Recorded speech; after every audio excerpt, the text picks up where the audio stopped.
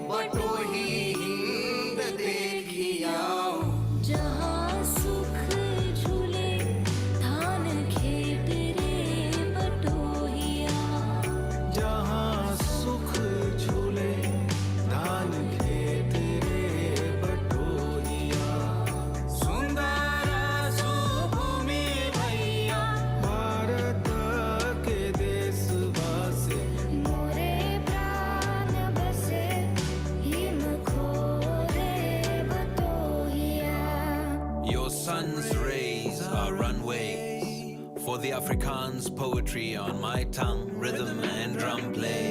The chants and the dance ways as I sway. I will thank you someday. Sita ke vimal jasu, Ram jasu, Krishna jasu. Sita ke vimal jasu.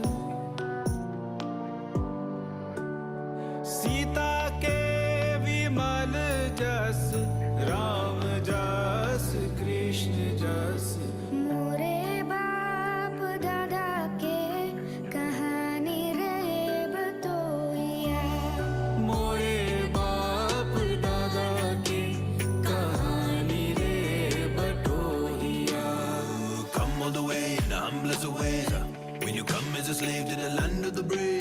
Come with your wondrous ways, and then when we lay eyes on your ways and the ones that you pave, may I say indeed, we give you the thanks and the praise. Pavana sugandha manda Pavana sugandha manda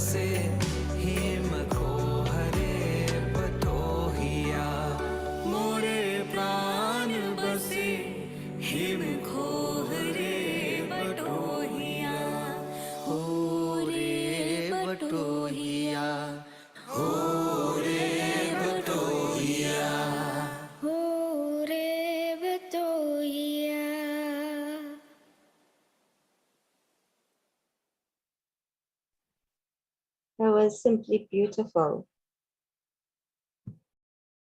That song was also played in celebration of India's Republic Day, which was observed last Thursday, January 26, and the Pravasi Bharatiya Divas, which took place earlier this month in Indore, Madhya Pradesh, India. So, ladies and gentlemen, our third speaker for tonight or today is Dr. Turhan Dwarga of Suriname and Guyana. He's a consultant, advisor, and researcher on sugar in India, and a retiree from a company that distributes sugar to more than 4,000 mainstream outlets in North Europe. Dr. Turhan, could you hear us? You have to unmute your iPhone. Yes, can you hear me now? Yes, we can. Yes, So, good afternoon. My apologies that I tuned in a bit late, but I heard the last part of the gentleman from Guyana, and I can't agree more with him about a possible turnaround of the sugar industry. What we have seen, and I would prefer to give a perspective from a marketing point of view, is the company I worked for had made a major attempt to try to start the export of sugar to the EU, and that was very successful. Unfortunately, they had to stop because there was not enough supply. But I hope that the turnaround comes a lot. I've seen the government have put additional money into reviving the sugar industry. As I'm at this moment in Suriname, I can say the following, that like Guyana, the government of India has, and these are the words of the president this morning in a meeting in an agriculture area, where he said that the government of India will send experts to see if they can restart sugar in Suriname, and that's based on the same kind of feasibilities which the gentleman before me spoke about, why sugar is important. What we do see is that Suriname had several sugar plantations and mills, but they were all closed down. Suriname had Marienburg, which was a white sugar factory run by the Dutch, and that was closed down as well. So all the sugar in Suriname is imported. What happened in the meantime? I was in Madhya Pradesh in Indore as well for the pre G20, and we were there with an ASEAN group. That means a lot of companies and representatives of several countries in the Far East, with the simple question: the major products, agriculture products, what will it look like in the future? When India, as everybody has agreed within the team, that from what we have seen, India in 5 years will pass China in development. So this is what I see as the future for sugar.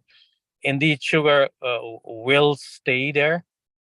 In the EU, we have seen a trend, especially when it comes to packaged sugar, like 0% buys packaged beet sugar.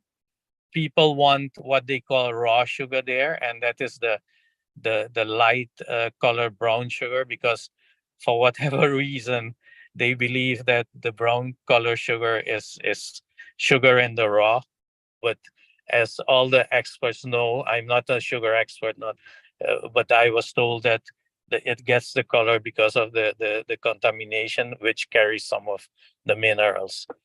So we compare it with, and we had a lot of help from Copasuca from Brazil to understand the color of sugar and why Brazil basically cannot supply brown sugar anymore, because they're getting away from burning the fields, and with their fully mechanized systems, they are producing a sugar which is almost white. There's just one variety or one type of sugar which is very light.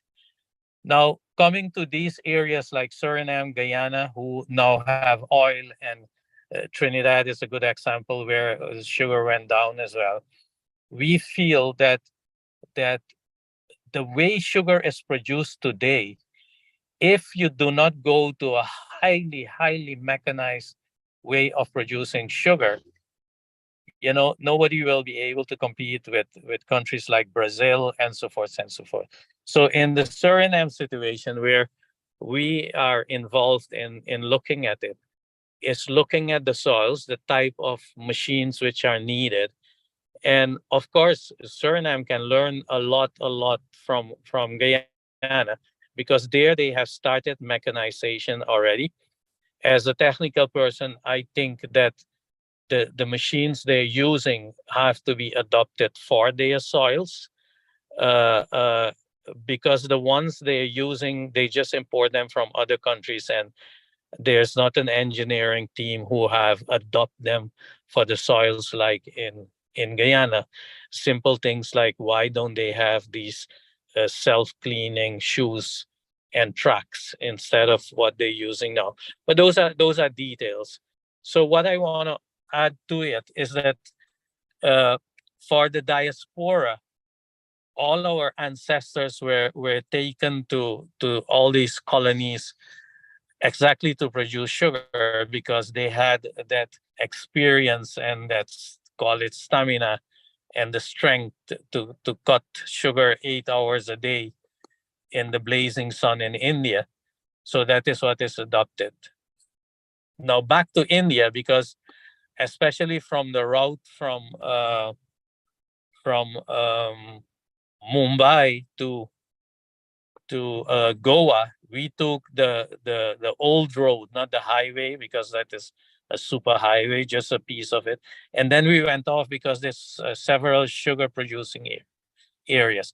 So we visited the huge mills. I mean, these are humongous mills where a lot of farmers bring their sugar and so forth. But we saw another thing which we can maybe learn from in the smaller countries is that a lot of these farmers or groups of farmers, they produce for the end market. So we have seen that, well, I don't think it's the liquid sugar I have seen in Brazil, but they produce some kind of a liquid sugar just on the in the bottom house and in a barn and so forth, and it's being sold. They can't produce enough, so it's looking at new markets, new ways of producing sugar for the diaspora, because the diaspora is not going to go back to cutting cane with cutlasses and that sort of thing. We have evolved. Almost everybody in the diaspora who left India after so many decades and centuries are doing much better, and one cannot expect them to go back to where they are. I compare it with Guyana as well, because rice is produced near to where sugar is produced. And when you look at the cane cutters, I think the ones who are still cutting cane is the last generation which will be cutting cane. So that is the part which I'm worried about in Guyana. If they do not get proper engineers to adopt the machines to make it highly, highly mechanized, for me, that industry is going to die, because the oil and gas sector is much better paid, of course. Rice is much better paid. And then we are the ones who promoted hemp in both countries, Guyana and Suriname. If you go to the hemp website, guyanahemp.com, you will see that we petitioned Parliament and so forth. Kudos to this government, which in my opinion is the best government Guyana ever had, except I disagree with them with the oil contract, but that's a different thing. They have pushed through the legislation for hemp, and hemp has 3 to 5 times more income per hectare compared to rice and sugar. So it's not an easy thing to say what if you have the perspective of the diaspora, which is basically the section of these countries which, yeah, a lot of people don't want to talk about it, but they control the economy. And so sugar, bottom line is there is market, it is well paid, but it is about margins. The gentleman before me said that packaged sugar fetches $800, but when you see the additional cost to do the package, yes, it nets out more. But if the policy is going to be, and we know everything about it because we were the first to start to buy bulk sugar and export to the EU, and everybody was happy in Guyana, the minister, everybody. And when it picked up speed, it we couldn't get anymore. So what happened is when we buy this type of sugar, we take it to Europe. You have to do some cleaning and so forth, package it in a certified packaging plant to get to mainstream. So I don't know what is happening in Guyana. They're building a brand new packaging plant, so I guess it will be of top of the line. And then, but if the branding is only going to be Guyanese sugar, then the trade is not interested. And then Gaisuku will have to have an own powerful marketing team. And my experience all over the world is that government shouldn't run business because there's always other factors involved. They should let the private sector do it. This is the reason why I felt like rice in Guyana, when it was privatized, it took off in a big way. They should have done that with sugar too. There are companies who want to do it, but for whatever reason, it is kept by government. And my opinion with the experience I have worldwide is that indeed government should govern and leave business to the private sector. A lot of people are not of that opinion, but I'm giving you my opinion because, in my opinion, any economy driven by government will not be able to compete with an economy driven by the private sector.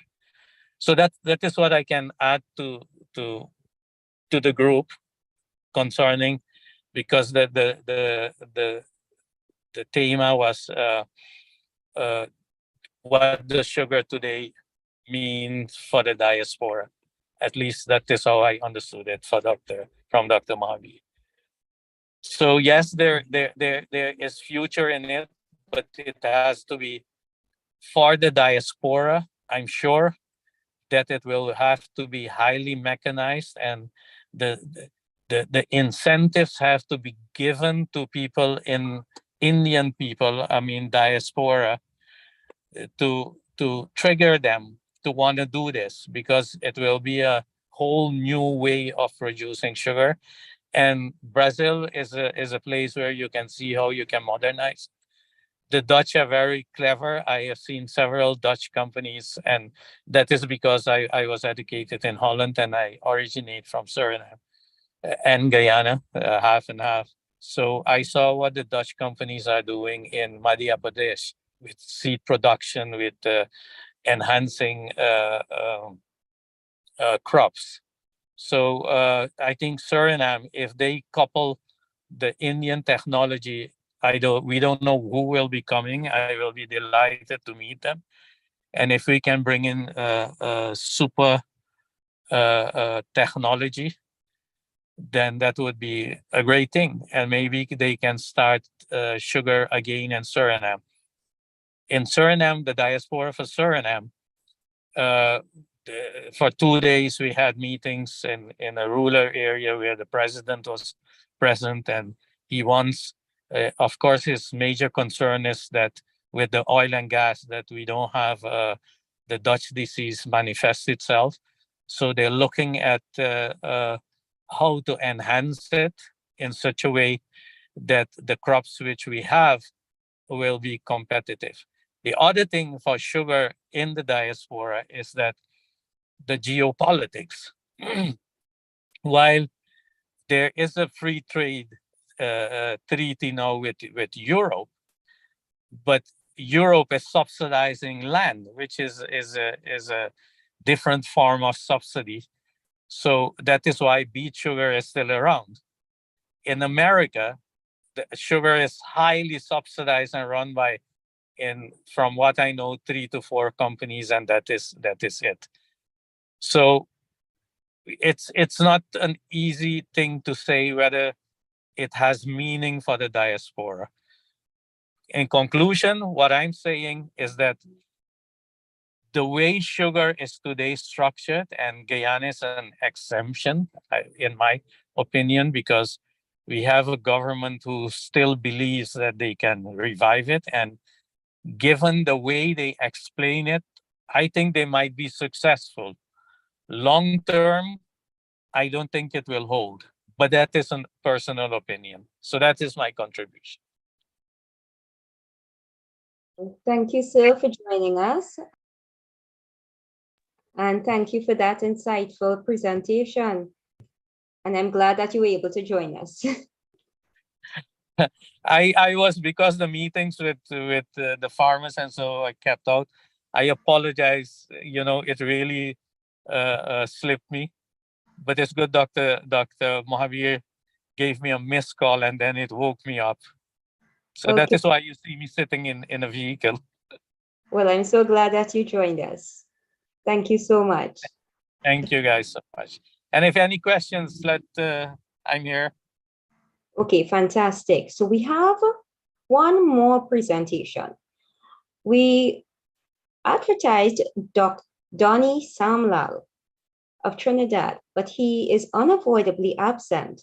However, we have in place of him Mr. Vishnu Mahadev. So Mr. Vishnu Mahadev, are you here? He is an importer of sugar from Guyana to the USA, and he's now exploring the Amazon market. So Mr. Mahadev, are you here? Can you unmute? Okay. Yes. Good day. This is Vishnu Mahadio. I actually in a social gathering, but I just want to let you know that I am an importer of sugar from Guyana into the U.S. market. Why this is important? The diaspora of the Guyanese here in North America, especially in the United States, we are twice or more than twice the Guyana's population because we are nearly 1.2 million as per the US Census that just concluded in 2020. Now, we are actually paying, we are playing an unfair game because when we buy sugar from the local market, Gaisuko, they are asking us to pay around 29 to 35 cents a pound. But when they are selling sugar to the company called ASR, they are paying somewhere like 14 to 19 cents a pound. And they control the sugar quota into the United States. So when we go and buy, we have to pay a higher premium. We have to ship it, and it costs us a lot more per unit to ship the sugar. And then we are subject to the tariff here in the United States, which could be as high as 15 cents per pound. So having said that, we actually are in an environment where it's not fair and competitive, but we are able to satisfy the diaspora market because we are able to bring them sugar at a more affordable price. In addition to that, there's a big concern how the sugar is getting white. Because to make white sugar, it seems as though they're using beef bones to do this to get the whitening of the sugar. And the religious community here are now very much concerned about using white sugar for puja purposes, and they're focusing just on brown sugar. Having said that, we need to be able to increase our quota so we can have better access to the US market, because Amazon is a huge reseller of sugar, and the Guyana sugar is closer to be an organic product as opposed to an inorganic product. And the organic product of the Guyanese sugar, the content, can actually fetch a higher price. So we are actually, it's not all downhill. There's a good opportunity for us. We need to be getting a piece of the quota so we can reduce our cost of procurement. And at the same time, we need to increase our quota because, as Torhan was saying, the sugar capacity is going down. We need to be able to export it because our diaspora is getting larger, and we have access to the market that is above and beyond the diaspora from the Caribbean. We actually now going to be able to access Amazon.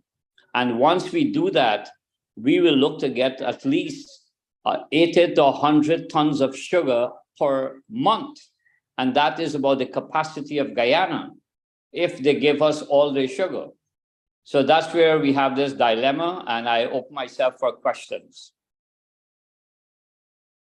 So thank you very much for joining us and for sharing that insightful information. I really appreciate that.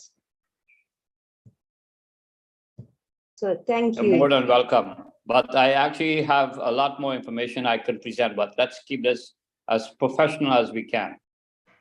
Thank you very much. We want to thank all our speakers for their time, their sacrifice, and their effort, their knowledge and availability. This meeting is being recorded live and would be uploaded later after editing on YouTube permanently for posterity. This meeting is also being live streamed on the YouTube channel of the Indo-Caribbean Cultural Center. And if you have any questions, comments, or contributions for the participants, please raise your electronic hand in the reactions button at the base of your computer screen. only then would our IT manager, Ravin, allow you to speak. So we did know that Dr. Tara Singh, oh, he's here, beautiful. He needed to leave a little earlier. So if there's anyone having any particular questioning directed to him, you all can do so now. I see that Ron, yeah. Yes, I see that Ron has his hands up. Please go ahead, Ron. This question is for Dr. Tara Singh. Brazil is just to the south of Guyana, but for many years, I know in the past, I know the prices are changing now, but for many years in the past, Brazil has been a low-cost producer, and they've done very well, being until recently the top sugar producer in the world. What are some of the factors that made Brazil so relatively successful in comparison to the Guyana situation?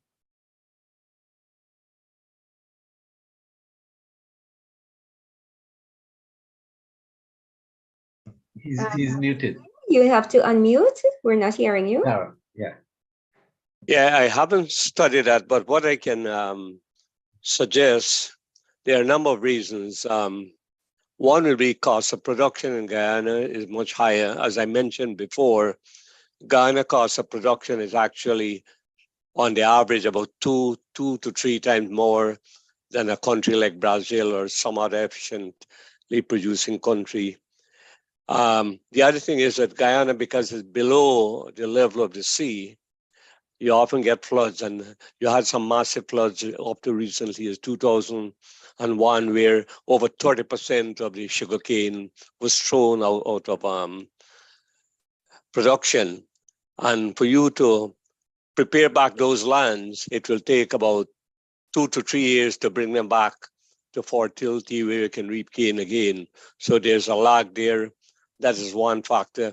Another factor that was militated is labor and industrial disputes. There's quite common in the sugar industry historically. So those might have played a part too in industrial relations. And I think a fundamental mistake that policymakers made is when we got the $132 billion in tax levy, not any of that money was spent on restructure or mechanization of the sugar industry to modernize it. That money was given to other sectors of the economy. And in that way, the sugar industry suffered tremendously. So those are some of the, and of course, we have the high cost of fertilizers. Brazil produce a lot of gas, so they can, out of gas, you get fertilizer. Ghana doesn't at this time. Ghana had to import fertilizer at very expensive, high cost. That is another reason why it led to higher costs of production. Okay, thank you. Okay, thank you very much, sir. Are there anyone else wishing to ask a question to Dr. Singh or to any of our speakers? Just raise your electronic hand. While we're waiting on you all, I'm seeing Kasraj has made a comment in the chat. He said, yes, charcoal made from large animal bones is used to decolorize cane sugar. So white sugar should not be used in pujas. Anybody else? Questions or comments, contribution? Shalima has joined us. She had difficulties as the moderator in joining, technical difficulties. Welcome, Shalima. Any question or comment or contribution? Oh, Harold is here. Dr. Harold Ramdas. Yeah, I met him recently.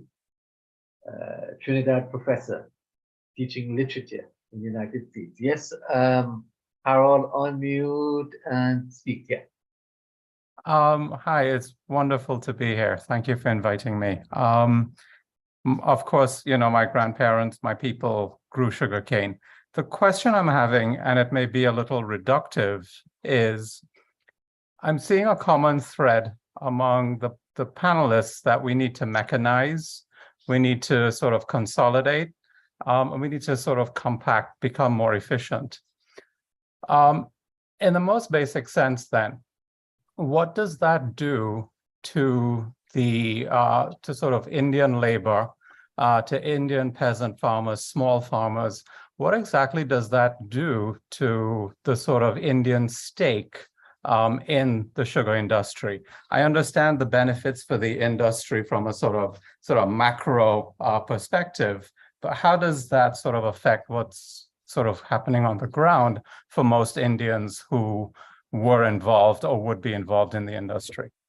Thank you. Okay, that's a very good question. One of the things that this government is committed to is peasant cane farming. For Wales Sugar Estate, for example, 40% of the canes that went into production was supplied by peasant cane farmers. And right now, they're encouraging, like Skelton, although Skelton has been closed, they're still making provision for peasant cane farmers to submit their cane to either Albion or Rose Hall, which will come into production soon. The other thing is, in my presentation, I said that government is committed to mechanization only in those areas where there is a shortage of labor, where they find difficulty. Those are the areas they are targeted for mechanization. They are very conscious of keeping the labor force until when they can't get any labor and people move to other, then they will continue the expansion of mechanization. So mechanization will be a gradual process, not taking over the entire industry to displace labor. They are very conscious of that.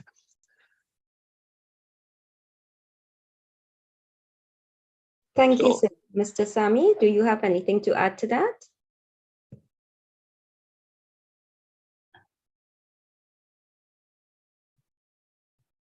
Yes. I'm not seeing Sami. Is he here? If he left, all right.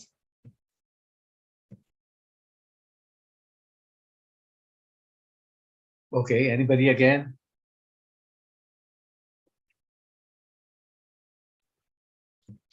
Okay. I didn't see anybody. If I can make another comment, for example, Sure. one of the largest cane farmers in Guyana is someone who I know personally. This is a guy, apart from supplying canes to Wales Sugar Estate, he employs about 30 people. So when that Wales estate closed down, all those laborers are laid off as well. So it has wider, when we hear about the figures of 7,000 sugar workers have been laid off, we don't include those people who are working with large, especially large cane farmers. And there are about 2 or 3 in my village who are very big in this and employs a lot of people. All of them lost their jobs. So the impact has been tremendous. I will encourage people to read the ILO study, which was released in January 2021, over the massive social dislocation caused by the dramatic and sudden closure of 4 sugar estates in less than a year.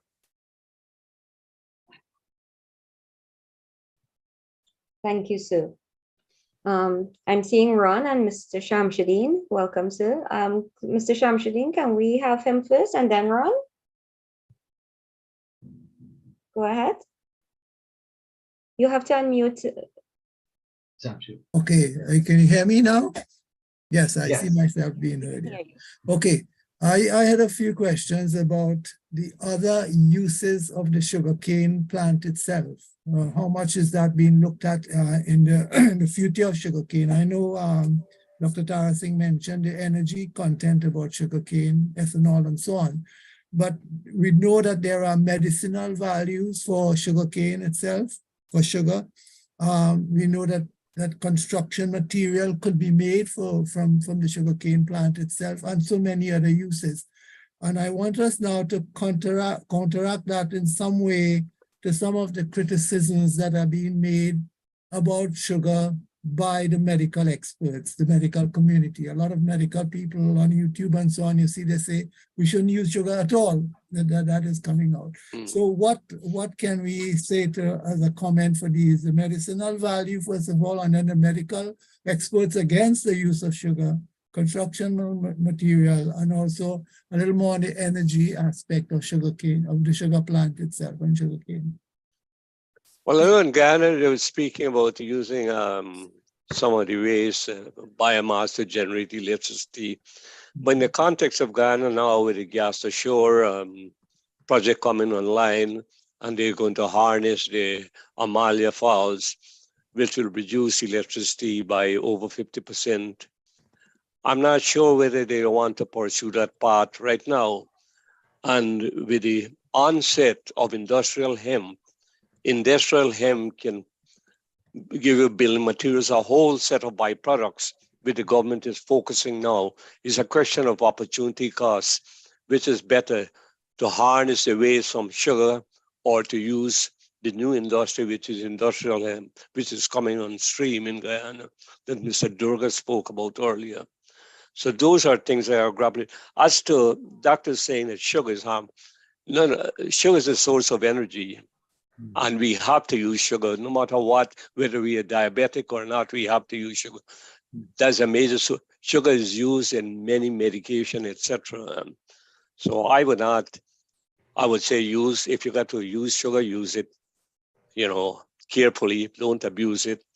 Like everything we use has side effect. Every single thing we use, even the normal food that we have side effects. So, we can't be too alarmist. We just got to use everything in moderation, I believe. Okay. All right. Thank you, sir. Mr. Sami, I see that you have joined us back. Would you like to respond to Mr. Shamsuddin's question as to the other uses of sugarcane?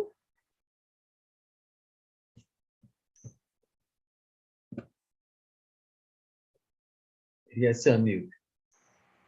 Can you unmute, Mr. Sami? All right, can you hear me? Yeah. Yes. Now. Yeah. I concur with the last speaker's comments on sugar. I think sugar has become an integral part of everyone's lives, and particularly in the diaspora. As far as Fiji is concerned, I mean, the Indo-Fijians who migrated or were brought in to work on the sugar plantations, they're synonymous to sugar industry, and without sugar, I cannot imagine the lives of the rural Indo-Fijians or the Indians who have resettled there. Hence, there is a desperate attempt to salvage the sugar industry. It's ingrained in the lives of the people. And emotions aside, I think there is huge potential for sugar to survive. We are also looking at in the diaspora where the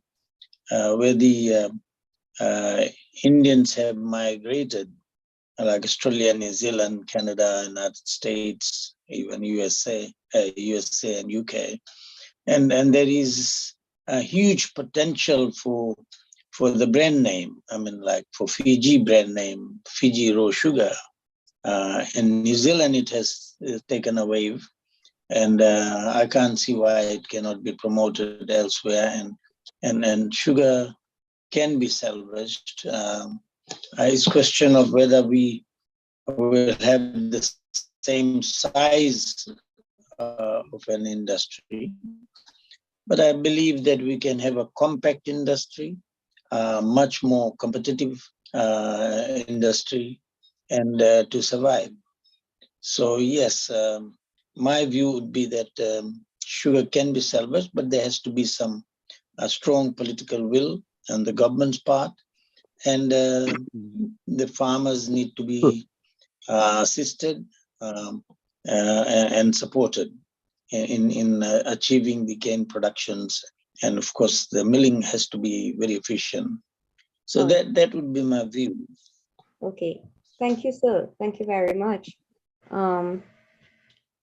We also have Mr. Tirhan and Mr. Mahadev, who are distributors of sugar, so questions can also be sent towards them. Ron, are you there with your question? You have Yes, to. I think my question was partially answered previously. The question is that prior to 2015, the state-of-the-art factory was built in Skeldon. And I understand that they were going to use, I think it's called the bagasse, the husk from the cane. Yes. And the factory would be energy self-sufficient, and they would be able to produce enough power to supply the surrounding areas, etc. Just wondering if that is still a viable model to take to other areas. No, I don't think so, because they found the cost, what they call the cogeneration plant, has been supplying electricity around that area, but the cost is very, very expensive. And so I don't think that that will be applied to other areas. At least that's my understanding of government policy. And now, as I said, with the gas to shore coming on stream, between next year, energy costs will be reduced by 50%. And all that will go into the national grid. So there's no need for them to work on that. Now, as to the Skeldon estate, I don't know what are the plans, but they have said broadly they're thinking of agriculture, soybean and corn, and some peasant cane farming. The land will be allocated, and maybe some industrial hemp, which will not replace sugar, but which will work as a complement to sugar. That is an industry they are pushing heavily now.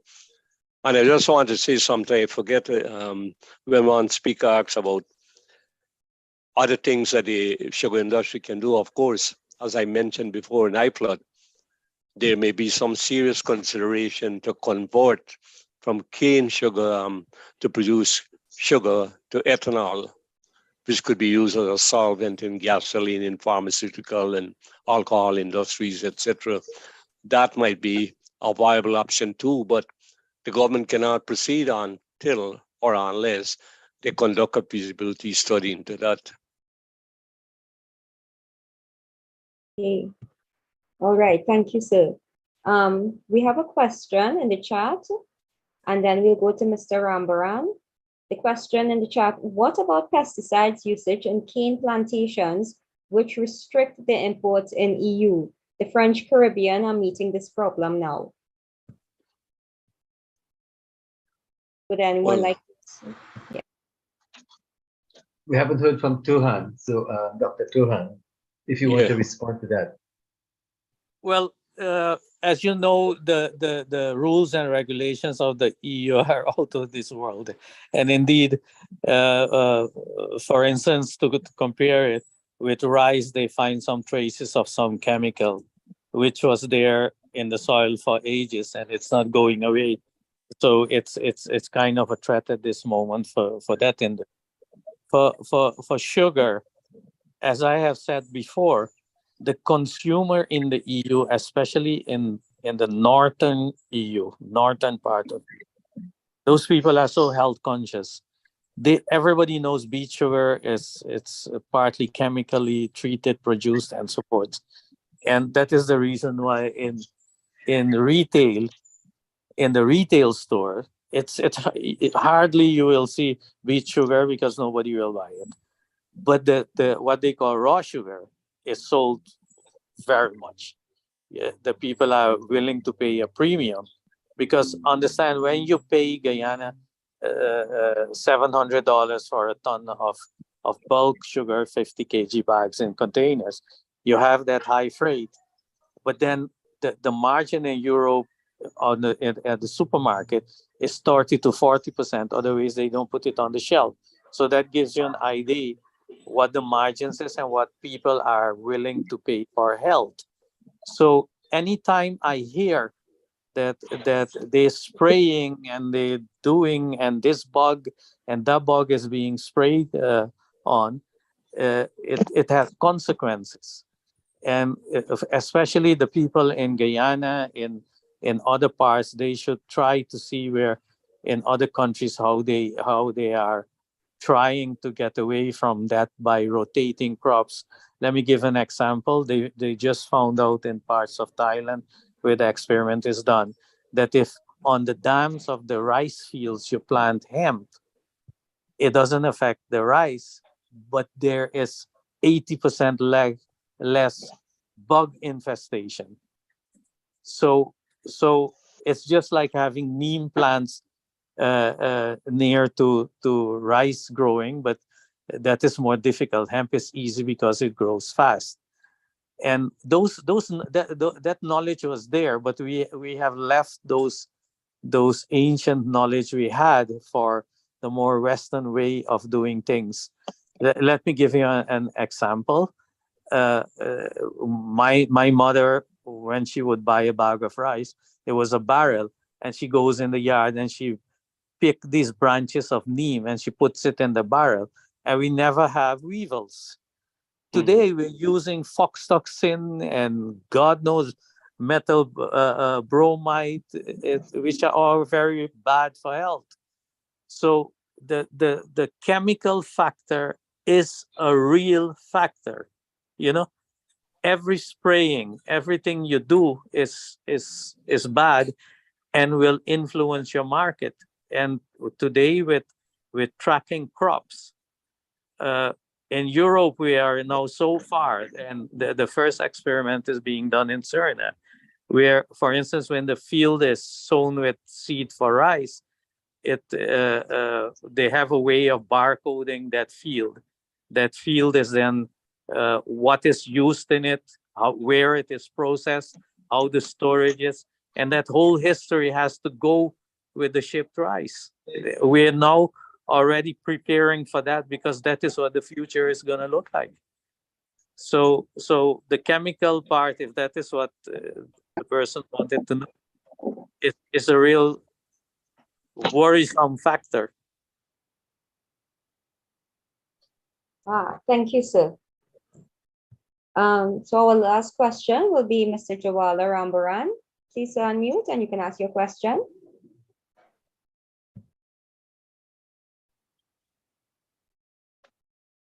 All right. Thank you very much. First, let me commend Dr. Kumar Mahavir for putting together this very interesting discussion on the future of sugar in the Indian diaspora. I'll just confine my remarks to Trinidad and Tobago and what is their future. In August of this year, it will make 20 years since Carney 1975 was officially closed. And that closure led to the brutal death of the sugarcane industry in Trinidad and Tobago. Therefore, and with that, we now ask, 20 years later, is there actually a future for sugar here in Trinidad and Tobago? And the answer might be yes.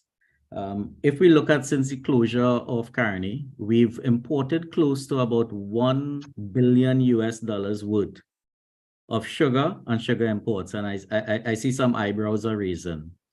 In addition to importing over $1 billion worth of sugar, we've spent over $500 million keeping Carney itself alive as an entity. So Carney still remains on the books of the government.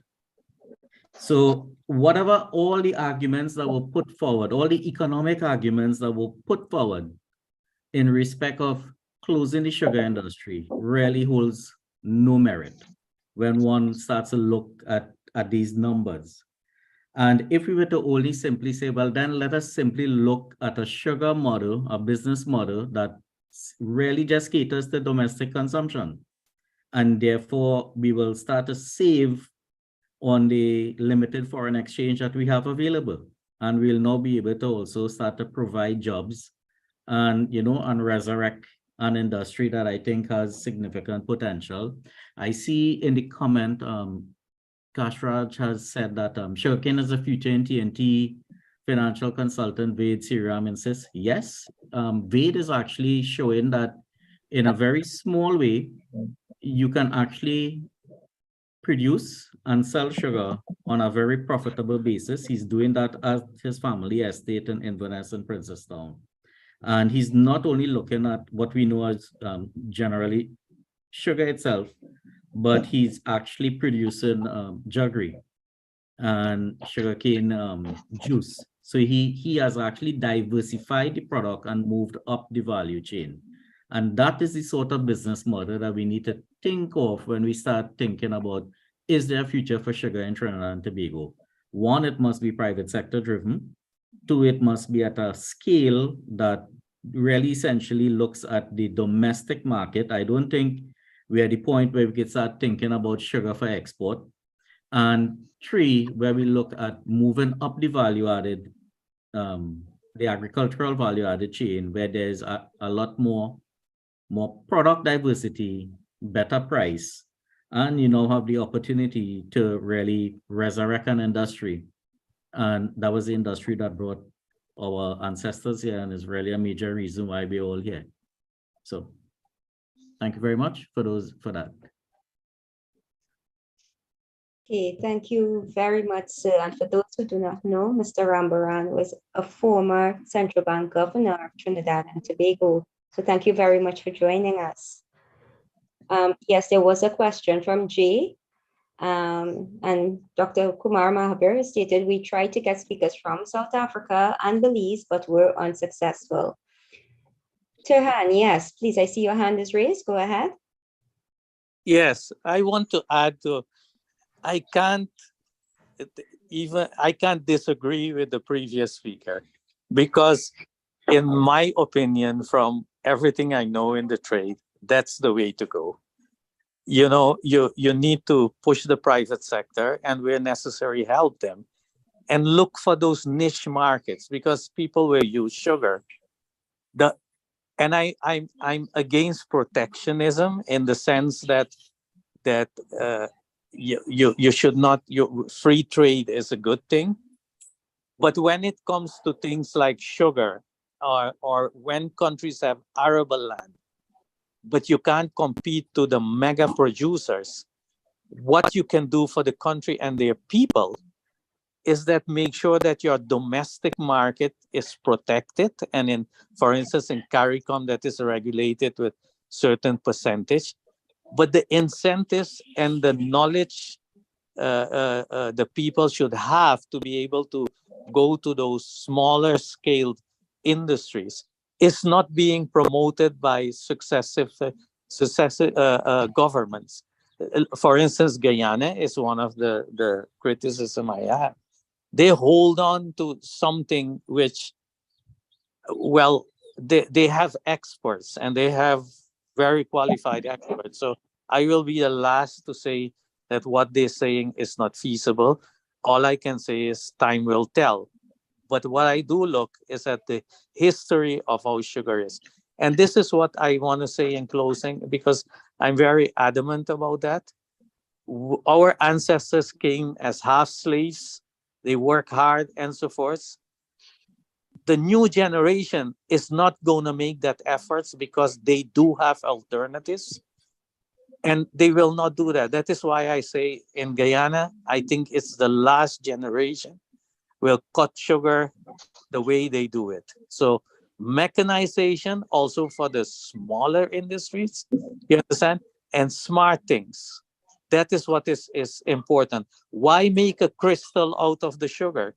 Why don't produce the easier liquid sugar? You follow what I'm saying? In the niche market, you can see that. And I was surprised to see that in India, people who were from ancient days are producing sugar. now are selling the juice, and they boil it a bit so it gets thicker, and people buy it in bottles in the whole village instead of crystallized sugar and that sort of things. They also have cakes. I don't know how they make it, but it's not a crystal sugar, but when you taste it, it's sugar, but there's something else in it. So those are the things which need to be explored from a marketing point of view. In the developed countries, people want to go natural. They want to see that it's produced the old-fashioned way, but hygienic. So there's that balance to be found there. And again, the subject, what does it mean for the Indian diaspora? I'm firmly of the opinion that the third, fourth, fifth, sixth, seventh generation now, you understand, they have evolved. They're not going to work like slaves anymore. Forget it. They're not going to do that. So that is what I want to tell people. You have to look at the future. And I wouldn't like, well, we didn't, but I wouldn't like the children of cane cutters today do the same work they do. Because if you know cane cutters, by the time they're 40 years, they're done.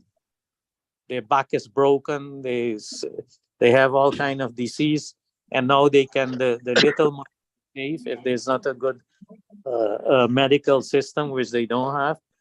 They now have to be supported by the children to survive a couple more years. So we have to take that in perspective. Where are we today as a human being? And when you look at India, yes, they're not that far developed as yet for better income, but they're trying, and it's going rapidly. Thank you very much, sir. It was a very informative discussion today. I want to thank you all for sharing your knowledge. So I'm looking at the time, so we shall end our program today with those final words. Thank you all who presented and participated, and to all of the speakers. As I've said before, this public meeting is being hosted by the Indo-Caribbean Cultural Center and the Amina Gafur Institute for the Study of Indentureship and its Legacies, led by Professor David Dabidine. Please feel free to contact the ICC to publish any of your books and your reports. And remember that we are asking you to kindly give us your suggestions as well as donations, and you can contact Dr. Kumar Mahabir for further details. We want to thank the advisory and planning team led by Dr. Kumar Mahabir. Thanks to our IT manager behind the scenes, Ravin Ramsingh, who has been recording the program and will edit and upload it to our website and to YouTube permanently for posterity. So our topic next Sunday will be part 6 of our conversations with Indian elders in the diaspora. And that is always very popular. So please join us for that. Remember that we are still looking for more Indian speakers over 80 years old to interview live next week, Sunday, for part 6 of this series. We are asking their children and grandchildren to help us in this oral history project. So anyone can please feel free to join us. Please visit our channel on YouTube to see all our past recordings. I am Shakira Mohammed of Trinidad and Tobago, saying goodbye. May God bless you all. Dhanyavad. Thank you. Thank you. Thanks, everybody. Thank you so Thank much. you. Welcome. It is wonderful for being in this program. Thank you again.